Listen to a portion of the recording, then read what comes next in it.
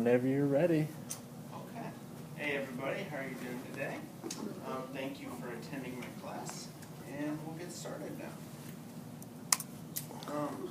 I chose to do a class on Joseph Stalin because I had a pretty limited knowledge of him in the Soviet Union beforehand, and I figured if I'm going to be a teacher of history, I'd better know my history.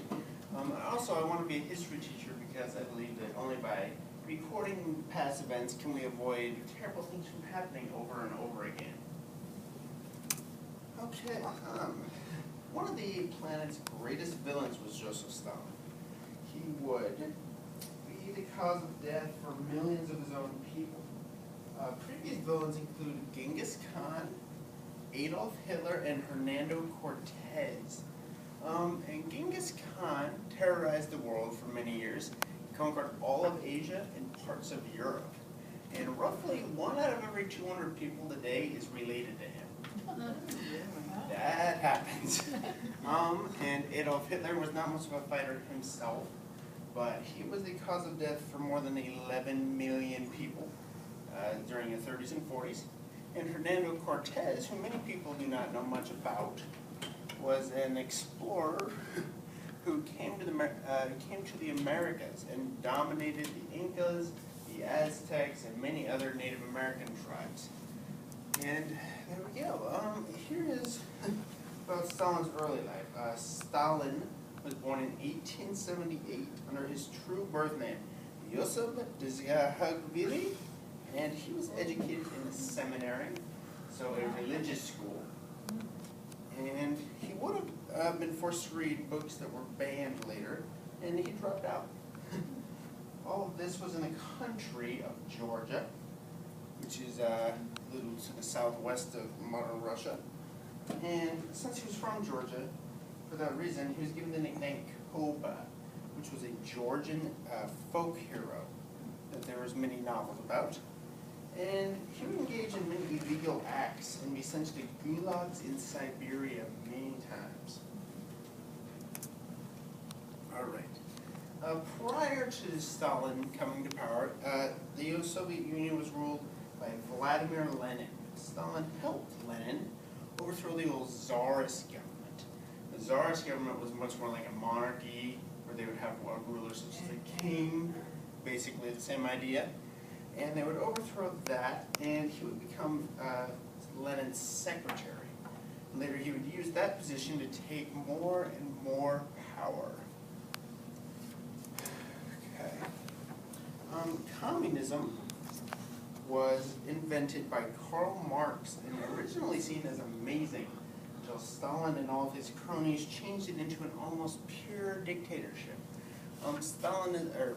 Communism, as opposed to Stalinism, started by Karl Marx, and the idea of that was everybody worked together to make an overabundance of resources so that everybody could get things for free because everybody worked for it. And Stalin would change all of that, and basically individuality, creativity died.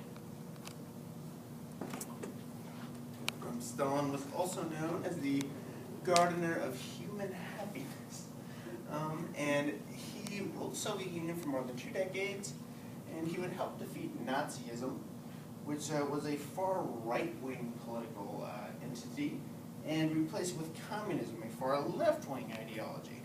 And World War II, many of the people who died in that were Russian in some of the most brutal battles of the war, including Stalingrad, which we just had the 70th anniversary of last week, which was an urban nightmare. It was horrible. Okay, Stalin's purges. Stalin would institute purges to purify Russia. Russia would lose 20 million people in World War II, but 35 million under Stalin due to purges and starvation.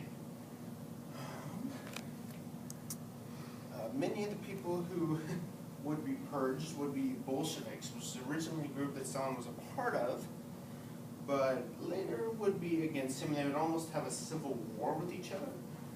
And here's some statistics. Stalin, despite being a huge supporter of Russia, loved westerns, and Charlie Chaplin, both very American forms of entertainment. And his first wife died of smallpox, like many people did back in the day. And he was a published poet as a young man, believe that or not. And he was also diagnosed by a leading psychologist with clinical paranoia. And believe it or not, he would win 1939's Man of the Year from Time magazine, which you will see here. Believe it or not. All right, and here are some words to know. Gulags were the forced labor camps in the Soviet Union, and those were often held in Siberia, which is the far north part of Russia, where it's extremely cold. And the basic idea behind that is if you escaped, you were probably going to die anyway because it was so cold. There's no food there, so you may as well just stay in the labor camps. Bolsheviks, yet again, who I was talking about earlier, they were the more radical majority of the Social Democratic Party from 1903 to 1917, when Stalin was in them, and then later he would kill them. But they advocated immediate and forceful seizure of power from the proletariat. And Stalinism is the principles of communism. They're most associated with Joseph Stalin, and they include extreme suppression of dissident political or ideological views, concentration of power in one person, and an aggressive international policy. Here's a list of people you did not want to be when Stalin was in power. Communist Party or government officials, peasants, Red Army officials, or anybody suspected of being anything other than a rabid communist supporter. As you see by the burned book here, Stalin crushed creativity and individuality to the point many cities like St. Petersburg have no houses. They have apartments for poor people and palaces for rich people. And he would ban thousands of books, including the Bible, a tad bit ironic as he was originally going to be a priest. And if you got caught reading a banned book or making any art that did not glorify the Soviet Union, you could die or get killed.